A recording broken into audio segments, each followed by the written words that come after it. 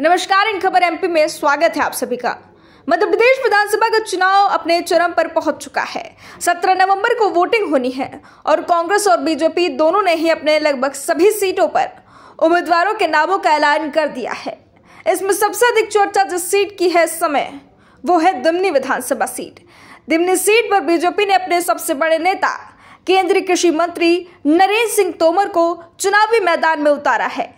उनके सामने है कांग्रेस के मौजूदा विधायक रविंद्र सिंह तोमर, लेकिन ग्राउंड पर हालात दोनों ही प्रमुख उम्मीदवारों के लिए चुनौतीपूर्ण है, क्योंकि उनको चुनौती देने के लिए भाजपा ने अपने पूर्व विधायक और इस सीट पर सबसे अधिक सक्रिय बलवीर दंडोतिया को मैदान में उतारा है। इस वजह से यहाँ पर मुकाबला त्रिकोणीय हो गया है। जिस तरह से जातिगत समीकरण दिमनी सीट के हैं, उससे स्पष्ट है कि केंद्रीय मंत्री नरेंद्र सिंह तोमर के लिए दिमनी विधानसभा सीट किसी अग्निपथ से कम नहीं है, जिस पर जीत दर्ज करने का उन पर अतिरिक्त दबाव भी है, क्योंकि दिमनी में बीजेपी ने उन्हें उतारकर ग्वालियर और चंबल की दूसरी सीटों को भी जुटाने की जिम्मेदारी उनके कंधों पर डाल दी है। यह मुकाबला त्रिकोणीय हो जाने की वजह से दिमनी विधानसभा सीट से बीजेपी के सबसे बड़े नेता नरेंद्र सिंह तोमर के लिए अग्निपथ बन चुकी है।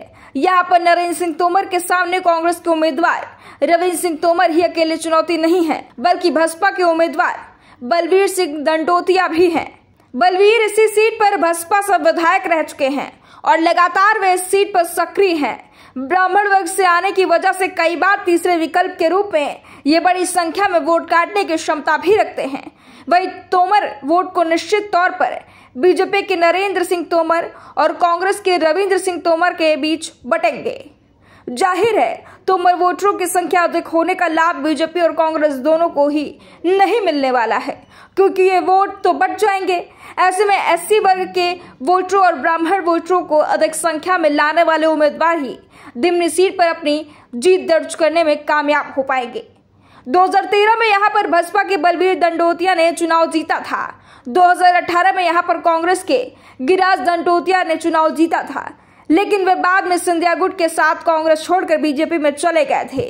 उसके बाद 2020 में वह उपचुनाव में गिरिराज दंडोतिया बीजेपी के टिकट पर चुनाव लड़े, लेकिन उनको कांग्रेस के रविंद्र सिंह तोमर ने हरा दिया।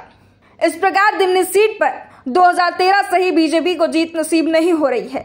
ऐसे में केंद्रीय मंत्री नरेंद्र सिंह तोमर के कंधों पर दिमनी सीट जीतकर देने का बड़ा दबाव पार्टी की तरफ से बनाया गया है। बता दें, दिमनी में 2.25 लाख की वोटिंग है, जिनमें सबसे अधिक संख्या तोमर मतदाताओं की है। तोमर वोटर यहाँ पर 60,000 हैं। एससी वर्ग से आने वाले वोटरों की संख्या यहाँ पर 48,000 है। ब्राह्मण वोटर यहाँ पर 30,000 हैं। वहीं अन्य जातियों के भी यहाँ पर 90,000 वोटर हैं। ऐसे अपडेट्स के लिए हमारे साथ इन खबर एमपी पर बने रहें।